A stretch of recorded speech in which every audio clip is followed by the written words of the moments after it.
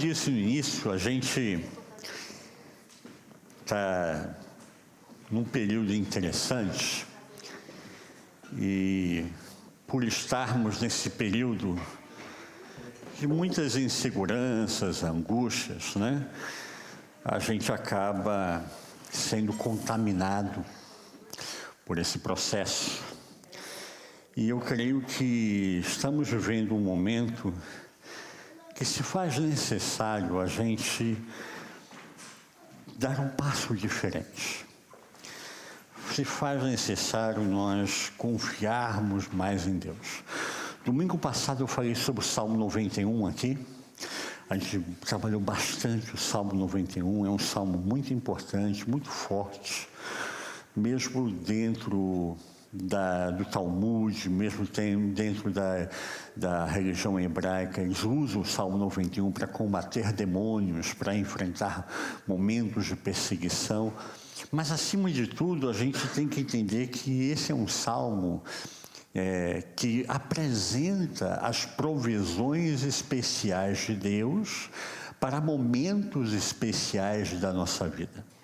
Não deve ser usado como amuleto, não deve ser usado como superstição, né? A gente brincou aqui, né? Que tem gente que deixa o Salmo 23 aberto num cômodo, o Salmo 91 em outro canto da casa, né? Como se fosse trazer bons fluidos, né? Eu creio que o que nós estamos vivendo hoje no Brasil é um momento de instabilidade. E nos momentos de instabilidade, nós como igreja temos que apresentar um mínimo de estabilidade. Apresentarmos um mínimo de coerência para que as pessoas possam realmente prevalecer diante das dificuldades. Querendo ou não, nós temos que ser a coluna nesses momentos de instabilidade e ajudar as pessoas. Algumas vezes já me perguntaram, você é de fulano ou de Beltrano? Se a gente fala que não é de um candidato ao Brasil, né, já fala imediatamente que você é do outro, né? Eu não sou nem bolsonarista, nem Lula, gente. Nós somos de Jesus. Se a gente for acreditar num candidato que vai salvar o Brasil, eu vou voltar a Fernando Collor de Mello, lembra, né? Caçador de Marajás. Não existe um presidente que vá resolver os problemas de um país. Isso é uma falácia, isso é uma mentira. Nós precisamos orar pelos nossos senadores, pelos nossos deputados federais, para que eles exerçam corretamente o seu papel. E não estejam lá só para cuidar do seu bolsinho, né? Que estejam lá para cuidar do Brasil. E essa é a nossa esperança, que a política seja renovada. Que as pessoas que entraram agora, que não têm processos no STF nem nada disso, possam realmente colaborar para o bem do nosso país. E eu entendo que, nesse processo, eu queria iniciar a partir de hoje uma série de sermões e a gente vai trabalhar sobre sermos gratos a Deus e a gratidão a Deus ser um estilo de vida. Eu queria que a gente começasse a ter uma nova visão. Nós estamos nos preparando para o Natal, que é um momento importante para cada um de nós, mas nós entendermos que se a gente deixar esse estilo de vida pessimista, negativista, pesado, vai contaminando a mim e a você. E vai impedindo a mim e a você de vermos as coisas boas que Deus tem para cada um de nós. Tem uma piadinha que eu vi essa semana, que eu vou repetir aqui para vocês, né? Que me chamou a atenção. Ela fala sobre melhorar a comunicação. Sempre aquela história, né, de que a mulher reclama que o marido nunca ouve o que ela está falando, né? Sempre tem essa história, né? Então a esposa reclamando que o marido nunca ouviu o que ele falava, ela se vira para o marido e pede a ele para ir ao supermercado comprar leite. E ela diz, se tiver abacates, comprem 6. Então o marido vai ao supermercado e volta. Quando ele chega em casa, ele traz 6 litros de leite. E ela pergunta, mas por que você comprou 6 litros de leite? Porque tinha abacate. Infelizmente, a má comunicação vai impedindo as pessoas de realmente trabalharem corretamente com esse caminhar diário. E, infelizmente, existe uma ideia, um senso comum, de que as pessoas críticas, pessoas que fazem críticas o tempo todo, são taxadas como se fossem inteligentes. Isso é um senso comum, é uma mentira. O que está acontecendo? Que está gerando uma geração, um grupo de pessoas que são amargos, que são ácidos, que são aversos às coisas boas. Parece que fazer elogio e dizer coisas boas é coisa de gente alienada, gente burra, gente idiota, e o inteligente é ser crítico, é ser negativo, é sempre reclamar do que está acontecendo. Isso é uma mentira, gente. E eu queria, a partir de hoje, a gente começar a lutar contra isso. Fazer um exercício espiritual.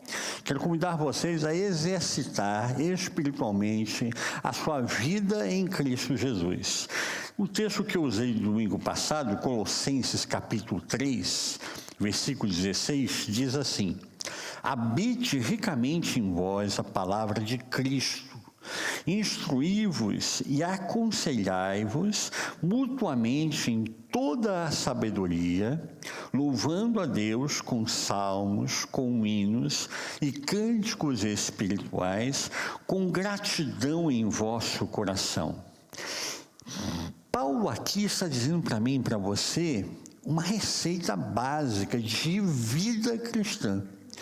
Que a gente tem aqui, ele diz, né? Habite ricamente em vós a palavra. À medida que a palavra habita em mim, eu não vou ficar impressionado com o que os jornais me dizem. Amém. Começa a mudar os meus sentimentos. Ele diz, mutuamente louvando a Deus com sabedoria, com salmos, com hinos, com cânticos espirituais, ou seja, há uma liberdade para expressar a sua adoração, o seu louvor a Deus, mas principalmente ele termina com gratidão em vosso coração. Com gratidão em vosso coração é algo que eu e você temos que alimentar. Que nós temos que plantar isso na nossa vida e fortalecer isso na nossa vida. Não estou dizendo aqui que as pessoas que têm gratidão no coração, elas não estão enxergando os problemas. Não é alienação. Mas ela olha os problemas, mas ela tem uma confiança em Deus, porque habita ricamente a palavra de Cristo no seu coração, entende? Há uma mudança aqui de paradigma, há uma mudança de visão, uma mudança de pensamento. E aí, nesse processo, aquela coisa que as pessoas estão acostumadas hoje para olhar o copo pela metade, né? E elas são empurradas, induzidas a sempre verem o copo meio vazio e nunca enxergarem o copo meio cheio. A sociedade hoje está empurrando para isso, para que você enxergue sempre o copo meio vazio. À medida que eu começo a exercitar a minha gratidão em Deus, eu começo a ver que em Deus, não em mim, não em você, não nas circunstâncias, não nos políticos, mas em Deus há outras possibilidades. E à medida que eu começo a enxergar que há outras possibilidades em Deus, eu começo a enxergar o copo meio cheio. Porque eu vejo que existem coisas que ainda Deus pode acrescentar, pode nos ajudar, pode nos fortalecer nesse processo. Tem um psicólogo americano chamado Todd Kashdan. Ele tem falado várias coisas, essa nova dinâmica que você tem, psicólogos que são meio youtuber, né? Então eles dão orientação e trabalho. Ele trabalha muito essa questão dos transtornos de ansiedade. É um mal do nosso século. Nós estamos vivendo uma questão de ansiedade exagerada. Muitas pessoas olham para os jornais, já começam a ficar ansiosos e desesperados. Eu recebo muita mensagem de grupos diferentes, e tem gente que fala, olha, você tem que estocar comida na sua casa, porque vai vir coisa muito ruim por aí. Eu falo, calma, gente, não é isso tudo não, calma. Não estamos no Apocalipse, né? E tem gente já pintando o Apocalipse e ganhando com esse processo. Todd Kasdan, ele fala o seguinte: se tivéssemos que nomear 3 elementos essenciais para criar felicidade e dar sentido à nossa vida, seriam relacionamentos significativos, isso é importante, gratidão e viver no momento presente com uma atitude de abertura e curiosidade. Eu vejo que esse rapaz, ele não é cristão, mas eu vejo pedras falando, pedras clamando. O que é, na verdade, a gratidão que ele aponta aqui como sendo um dos pontos significativos? A gratidão a Deus, ela nos ajuda a nós olharmos o contexto que eu e você estamos, mas dentro desse contexto eu consigo daí enxergar que ainda há um espaço para Deus operar. E é interessante isso porque a neurociência, ela está desenvolvendo bastante nesse momento, nesse contexto, e ela nos ajuda a entendermos um pouco essa questão da gratidão. Quando nós temos pensamentos de gratidão, nós ativamos no nosso sistema, no nosso cérebro, o sistema de recompensa. Se eu tenho esse sentimento, essa atitude, que é uma atitude, não é um sentimento, a atitude de ser agradecido, e a gente está falando de sermos agradecidos a Deus, o nosso cérebro ativa o sistema de recompensa. E aí que é interessante, porque quando ele faz esse gatilho, quando ele ativa esse sistema de recompensa, ele vai trabalhar então no meu interior, no seu interior, na nossa psique, na nossa alma, a questão da autoestima.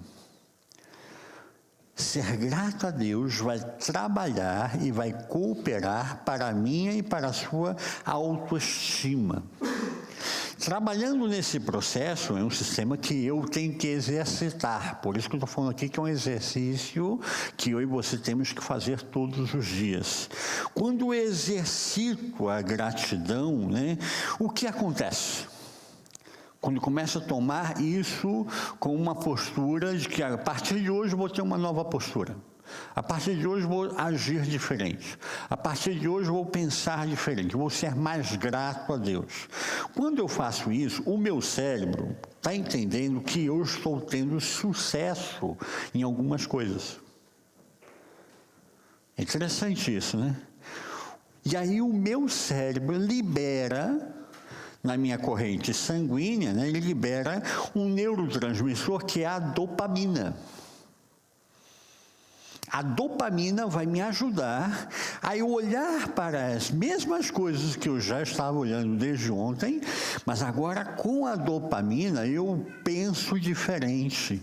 Eu entendo que há o espaço para eu conquistar vitórias, para eu superar problemas, para eu prevalecer diante da dificuldade. E aí o que acontece? A dopamina vai gerar no meu corpo físico, e aí é físico, vai gerar aquele sentimento de recompensa, aquele sentimento de prazer, aquele sentimento de que eu conquistei, atingi uma meta. Não tive ainda o objetivo, mas já atingi algumas metas. Eu começo a celebrar as minhas metas.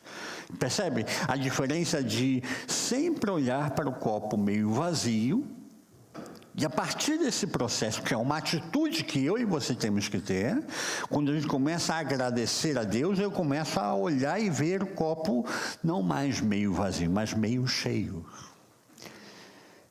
É uma mudança de paradigma, uma mudança de pensamento. O Salmo 100 que a gente leu, né, na abertura, versículo 4 e 5, ele termina dizendo: entrai por suas portas com ações de graças e nos seus átrios com hinos de louvor. Rendei-lhe graças, bendizei-lhe o nome. Por quê? Por que eu devo fazer isso tudo? Porque o Senhor é bom. Porque a sua misericórdia dura para sempre. E é de geração em geração a sua fidelidade. O salmista, então, aqui, ele toma uma atitude. Percebe? Ele diz: entrai por suas portas. Ele toma uma atitude proativa de aonde ele entrar, aonde ele se comunicar, a cada ambiente que ele estiver se relacionando, ele toma uma atitude de render graças a Deus. Isso não é uma alienação, é um exercício espiritual e emocional. Diríamos aqui, né, vocacional, né, motivacional, né, que o salmista toma essa atitude e ele quer fazer isso. Quando ele faz isso, ele libera a dopamina. E olha que o salmista, isso aqui é 4.000 anos atrás, né, não tinha consciência do que era a dopamina, esse processo todo que nós temos hoje. Hoje se descobre que, tendo essa atitude proativa, vai liberar a dopamina no nosso cérebro. E como reflexo da dopamina, é liberada uma outra substância, a ocitocina. Você já deve ter ouvido falar sobre a ocitocina, né? As mulheres, quando vão ter bebê, recebem uma injeção de ocitocina para poder dilatar, né, e preparar o parto para a criança. Acontece que a ocitocina, ela estimula o afeto.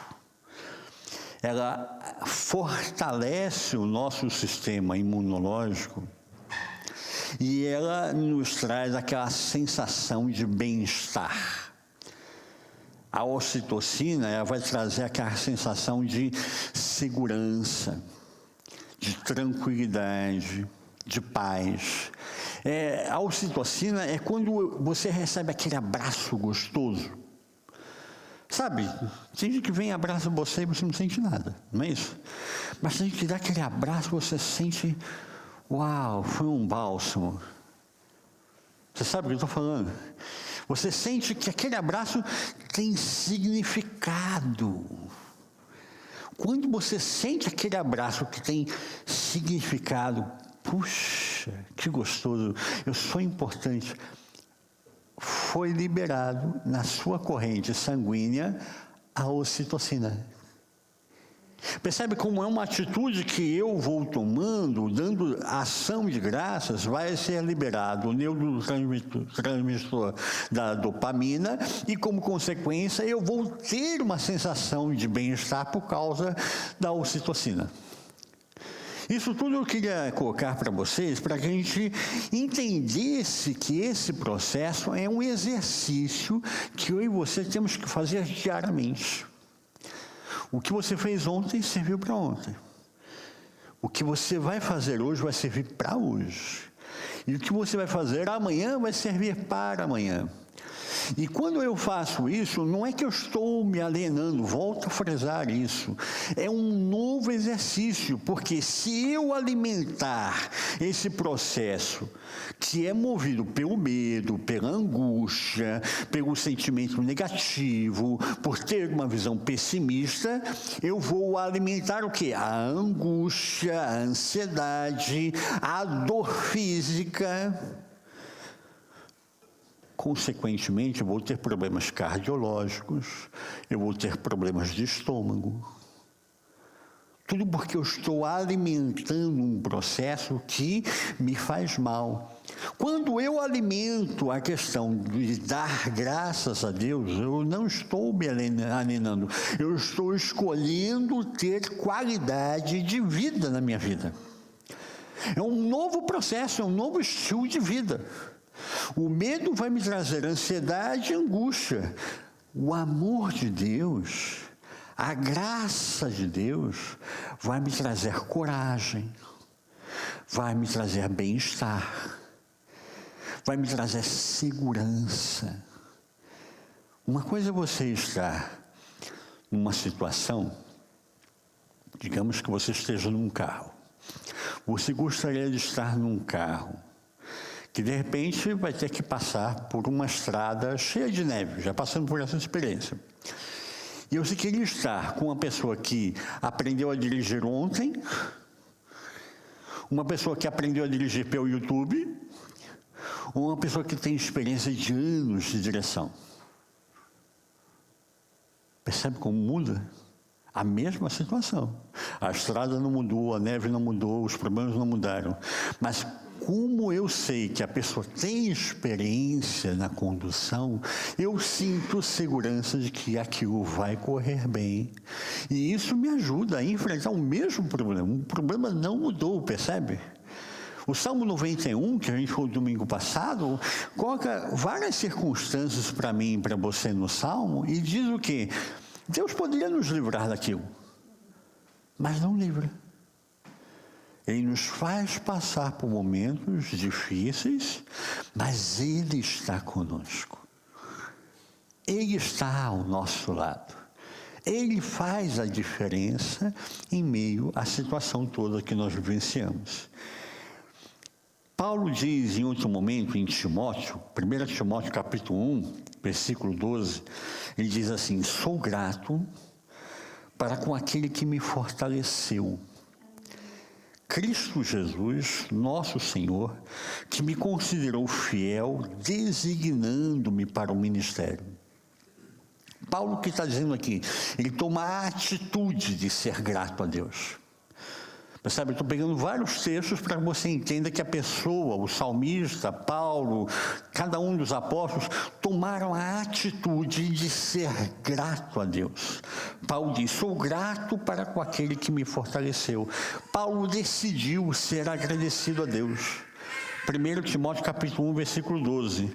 Como nós podemos exercitar a gratidão?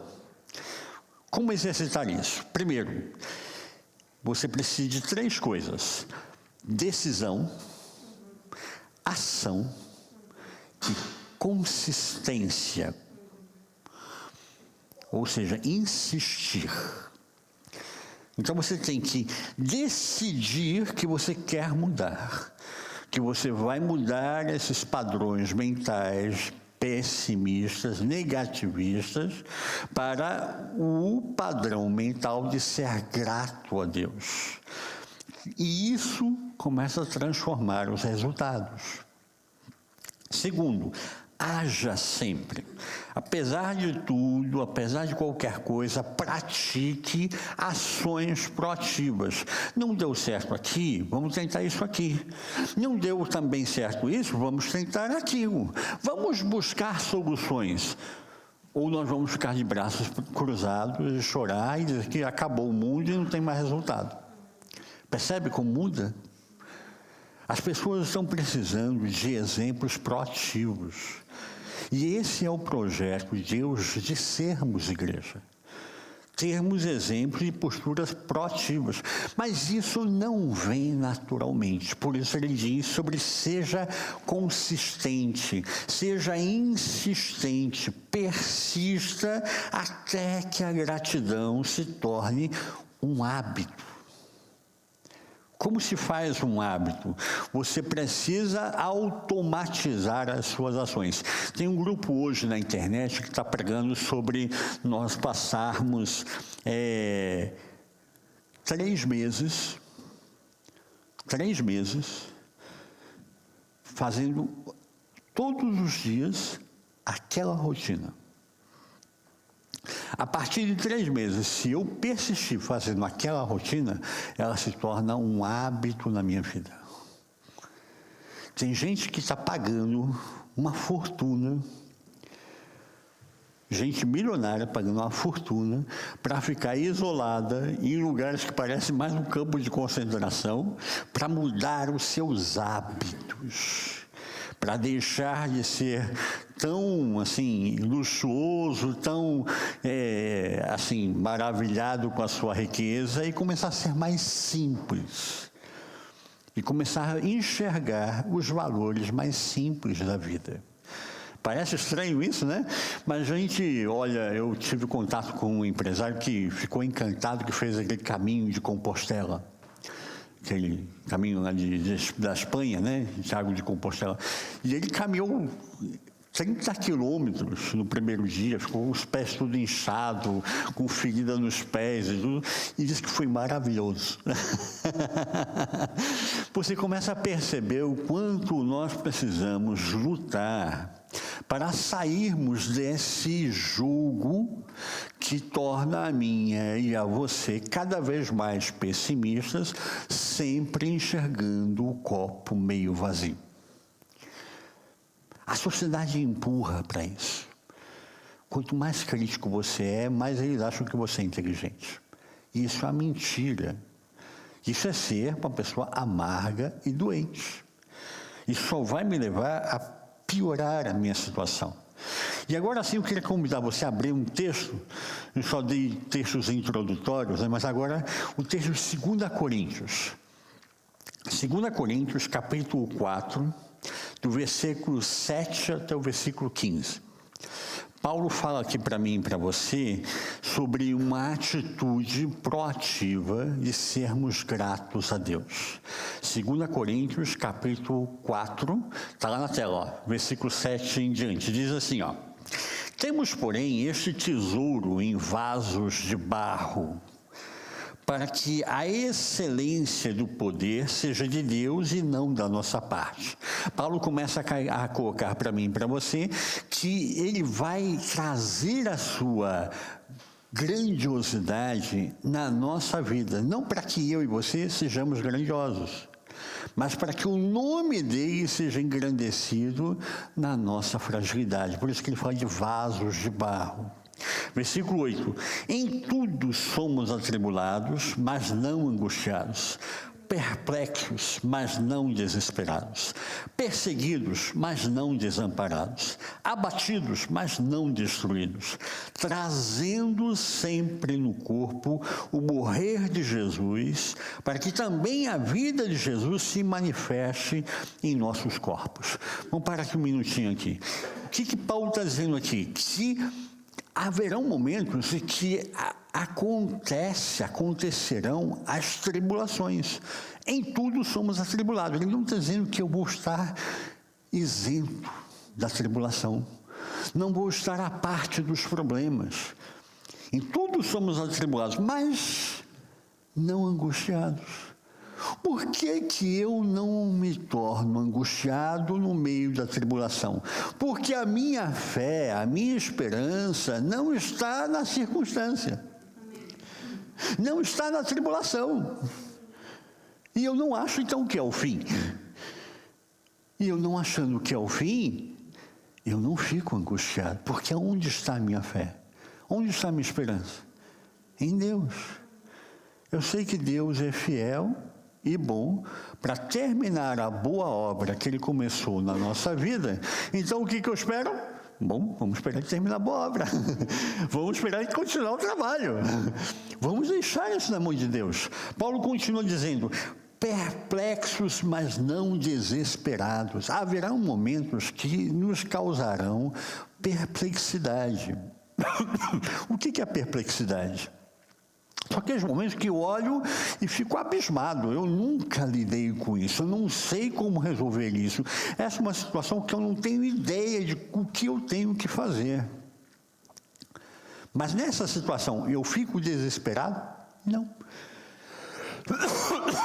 De novo, por que eu não fico desesperado? Porque a minha fé, porque a minha esperança não está na perplexidade, naquele momento abismal que está na minha frente. Eu olho para a mesma circunstância, mas não me desespero, porque eu não estou olhando para esse momento e achando que não tem mais saída. Eu não tenho saída, mas em Deus eu tenho. Em Deus isso pode ser mudado. Ele continua: perseguidos, mas não desamparados. Então ele fala: haverão momentos que eu vou sofrer perseguição, que você vai sofrer perseguição. Mas não é porque nós estamos sendo perseguidos que nós estamos desamparados. Eu gosto muito de uma imagem quando a gente pensa sobre essa questão da perplexidade. Aqui que ele fala, né, perseguidos. Obrigado, querida. Perseguidos.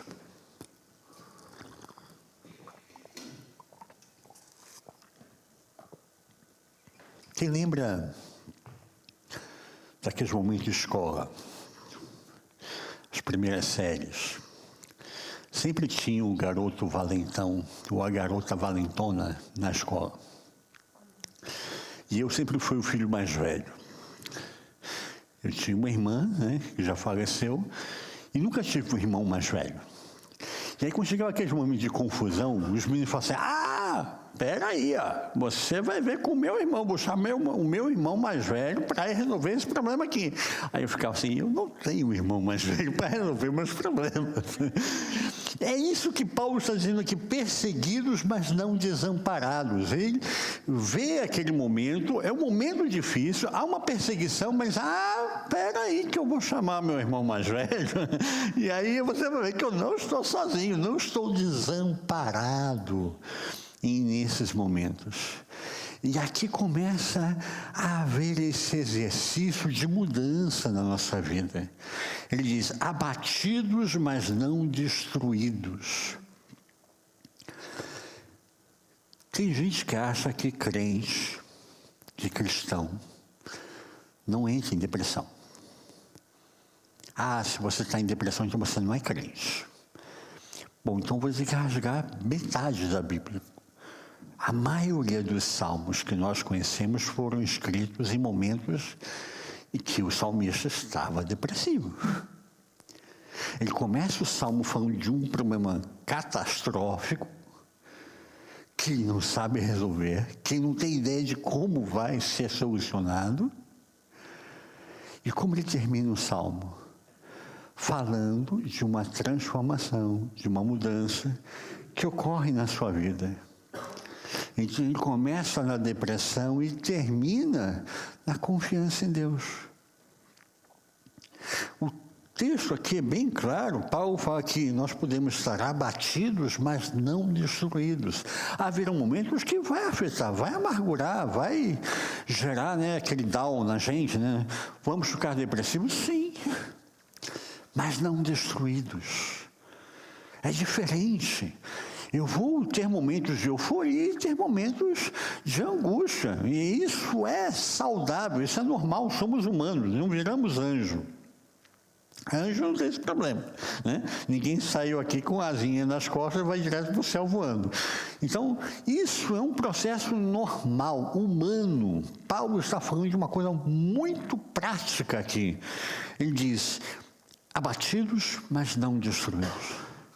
Por que tudo isso? Por que essa receita toda?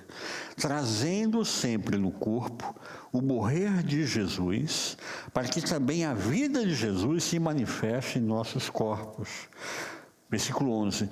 Pois nós que vivemos estamos sempre entregues à morte por amor de Jesus, para que também a vida de Jesus se manifeste em nossa carne mortal, de modo que o que opera em nós, agora a morte, mas em vós opera a vida. Paulo está dizendo aqui para mim que a gratidão a Deus, o exercício de sermos gratos a Deus, nos coloca num contexto de realismo. Eu não fantasio a minha circunstância.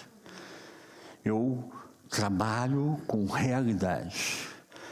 Paulo fala aqui em diversos momentos que vão acontecer situações que vão gerar em mim e você a tribulação, a perplexidade, a perseguição, ficar abatido. Por que isso acontece? Ele diz, trazendo sempre no corpo o morrer de Jesus. Esse é o morrer de Jesus. É a parte complicada, mas somos humanos. Parabéns, estamos todos na mesma circunstância. Mas é só para eu sofrer? Não.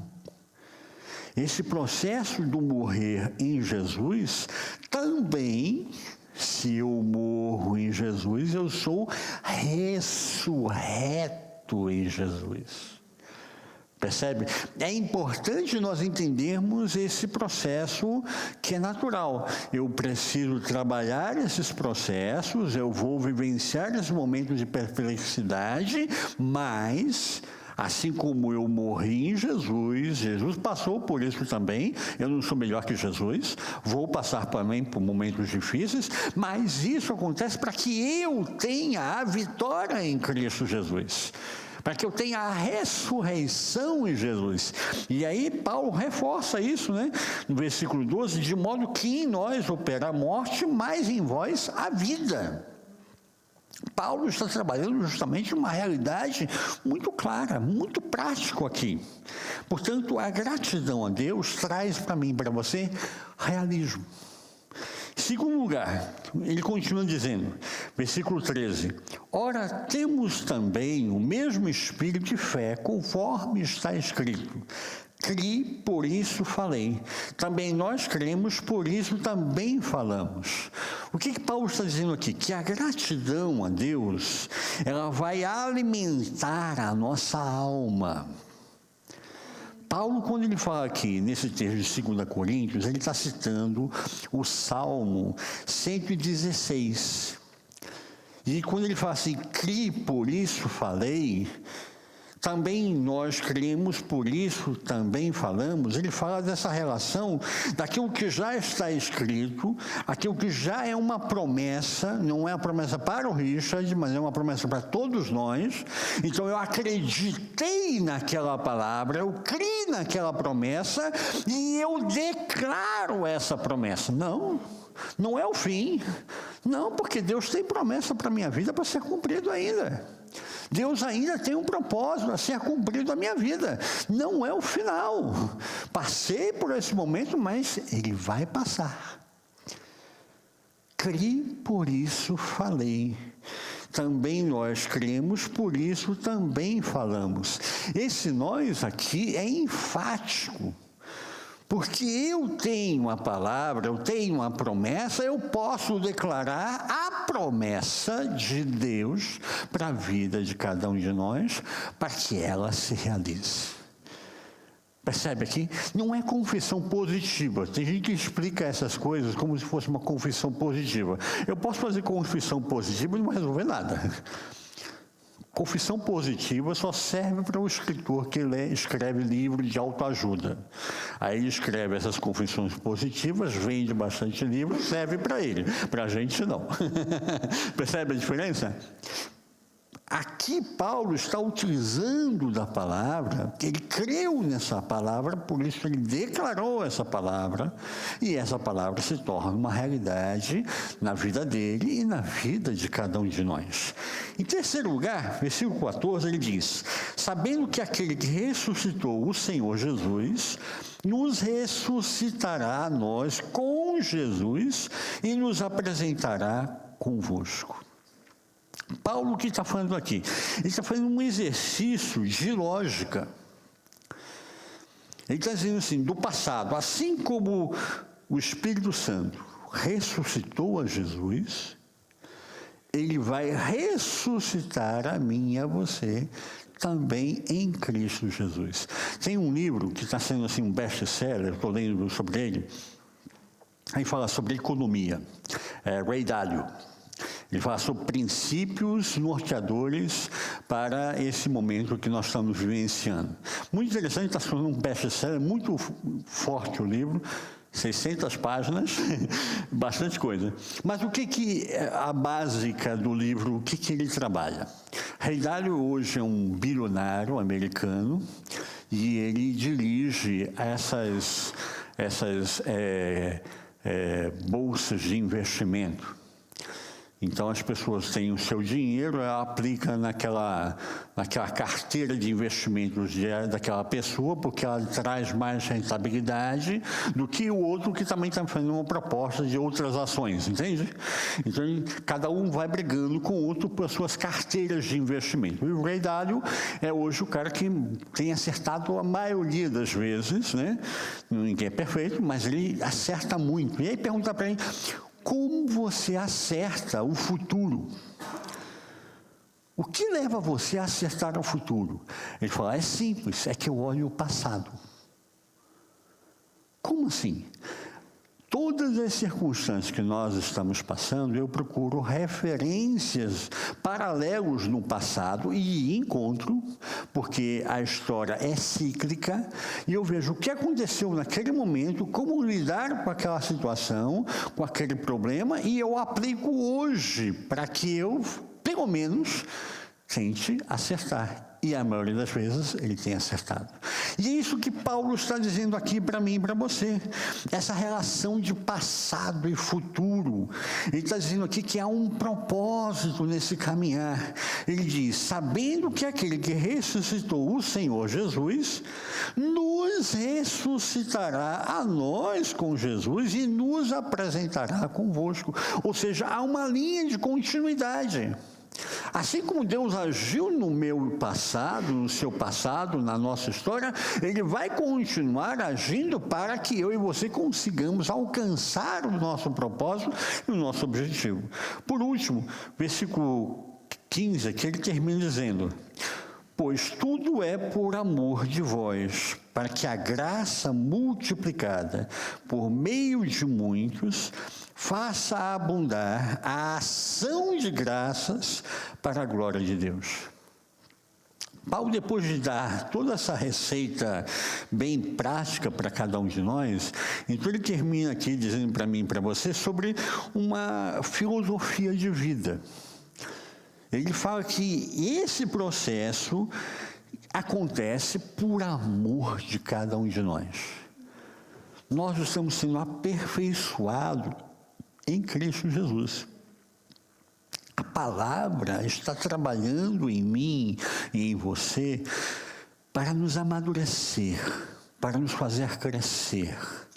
E ele diz aqui então para nós que para que a graça multiplicada por meio de muitos faça abundar a ação de graças para a glória de Deus.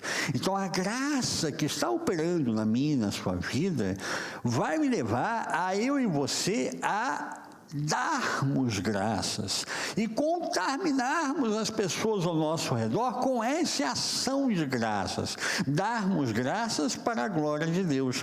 Paulo está falando aqui de um propósito, o propósito da igreja é esse. Nós trabalharmos melhor a questão de darmos graças, sermos agradecidos. Agradeça nas pequenas coisas. Agradeça nos momentos que te tragam prazer. Às vezes você está indo em uma direção e aí tem um trânsito, tem uma confusão ali, quem dirige passa muito por isso, né? E aí você de repente, vou entrar por aqui e acha um atalho, né? O brasileiro adora achar atalho, né? Acha um atalho e pronto, saiu. Isso é motivo para darmos graças. Às vezes nós estamos indo por um caminho, eu não sei porquê, naquele dia eu resolvi ir por outro caminho, e aí eu encontro uma pessoa querida, amada, que eu não encontraria se eu continuasse naquele caminho. Então são motivos para nós darmos graças. Às vezes eu estou passando por uma circunstância, mas naquela circunstância eu descubro que Deus me ama, que Deus se importa comigo. E aí eu percebo, uau, eu pensei que estava sozinho nessa história, né? E eu começo a perceber que não. Isso é motivo para darmos graças. Eu estou falando de pequenos gestos aqui com você, para que nós possamos fazer exatamente isso que Paulo nos mostrou nessa lista. Diz no 2 Coríntios, capítulo 4, principalmente do versículo 13 em diante. Ele começa a falar sobre sermos realistas, alimentarmos a nossa alma com a palavra, ter um propósito de vida, persistir nesse propósito, né? E ter uma finalidade, ter um objetivo, gerar finalidade. Eu dou graças para gerar ação de graças.